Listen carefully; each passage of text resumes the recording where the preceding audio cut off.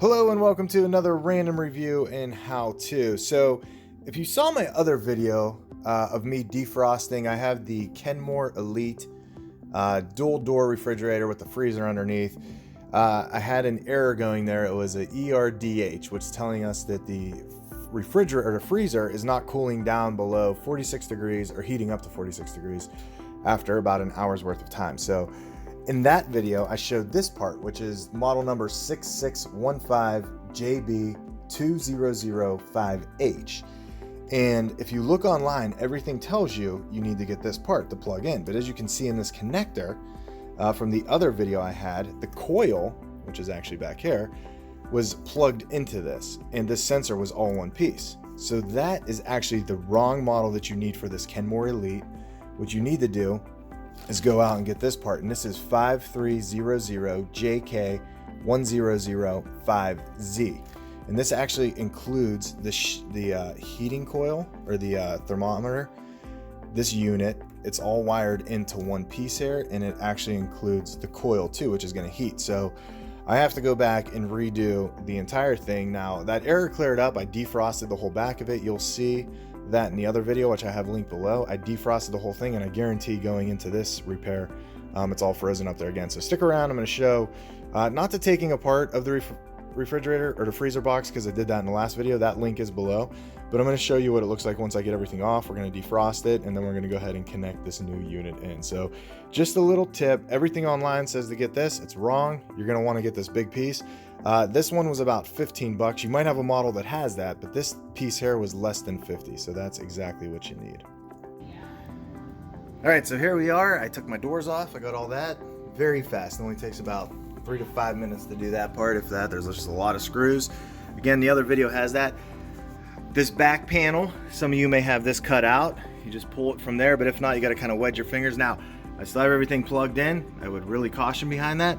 But I just wanted to see if this would start kicking cold air. So it is. We're going to pull this out and see what's going on back here.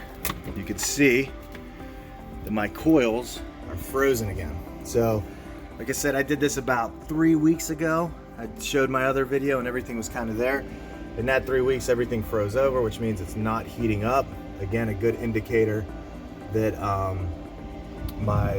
the defrost coil, which I'm going to replace, is the issue. So once you get this back panel pulled off, I'm going to pull out these sensors here, and then these ones over here. I am going to actually unplug it now, because I'm going to take that apart, and then we're going to have to defrost all these coils, and that takes a good amount of time.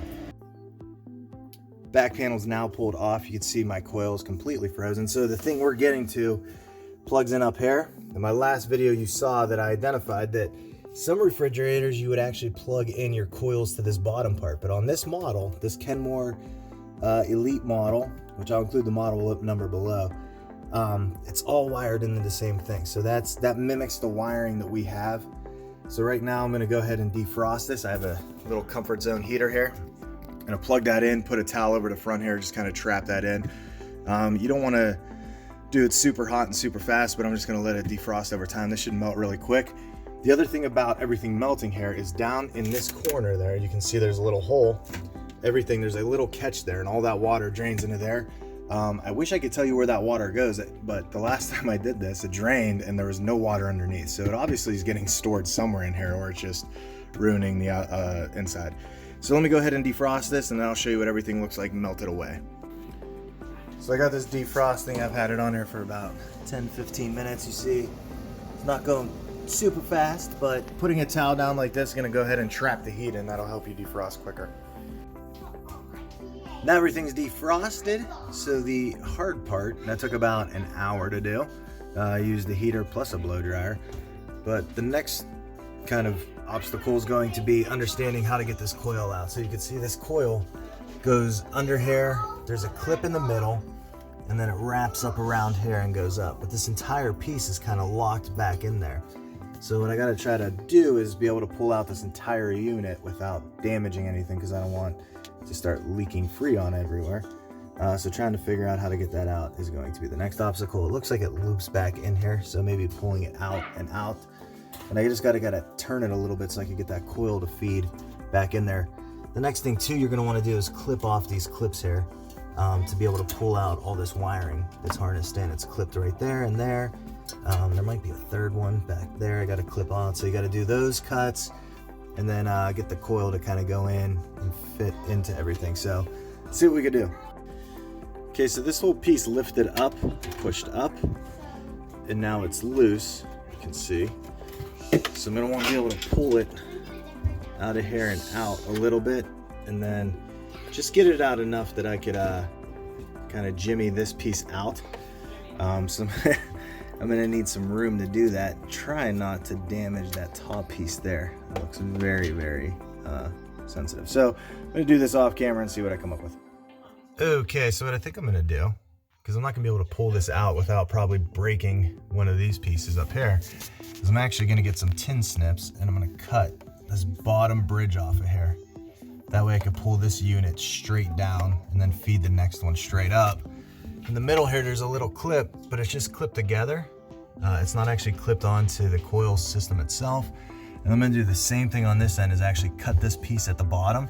But I'll need to leave these feet here so that it can rest on the bottom and still fit everywhere. Even though there's hooks up here, it'll hold it, but I just want to have some support on the bottom, especially because if this freezes up again and gets heavy, I don't want it pushing down or breaking anything. So I'm going to cut these pieces, probably not the way they want you to do it, but I just don't see another way to pull this out without breaking one of these. These are very, very flimsy coils up here. So I'm gonna go ahead and cut those and pull everything out. I cut the bottom two pieces out there. Now this just kind of pulls out. So that was the way to do it. I'm gonna have to put these wires through the top, but there are two clips back here to clip it back in. There's this little brace piece in the middle.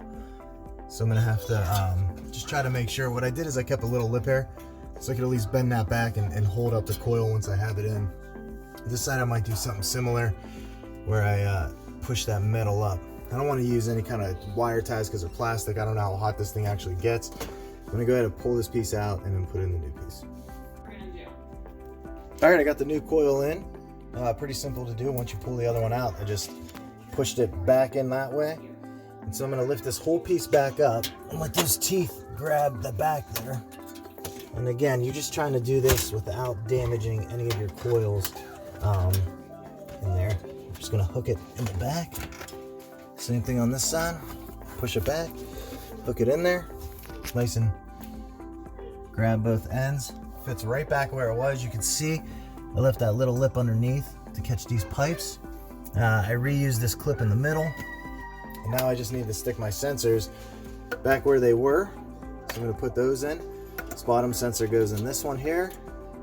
This top one goes up here. And then I'm going to go ahead and tie those in. I'll plug this back into the top and then turn it on and see what happens. All right, we're all plugged back in here on the back. I got the plug in. I got my zip ties on, holding everything in place. I tucked that other little sensor back through there, so you can see that's in there. So now the next thing we're gonna do is go ahead and put this piece back on. Don't forget, put these back on. Pink goes on the bottom, white goes on the top, up in there. And then you also have a blue connector here, which is gonna go in to the left over there on that one. So I'm gonna go ahead and put this back on, reassemble all my doors, and then that is the fix right there. So we'll see if it holds. Hopefully we don't get that error there. Again, if so, it could be a motherboard issue, which is where I will call a repair guy. But this has been another random review and how-to. If you like what you saw there, go ahead and hit that subscribe button. If I could find the part that I bought here, I bought this locally at a place called V&V Appliance here in Youngstown. If I can find that part online, I will put a link down below to what you get. Like I said, it's 50 bucks, a little shy of that to put that in. So this has been a repair. Hopefully this helps you and gets rid of that error. Now we know we don't have to buy that other part that all the websites are telling you to get. For the Kenmore Elite, it's a different part number. So I'll put all this description down below as well. If you have comments or questions about anything I did here, make sure you leave them in the comments section. I constantly look at those and update them. Thanks for watching. See you next time.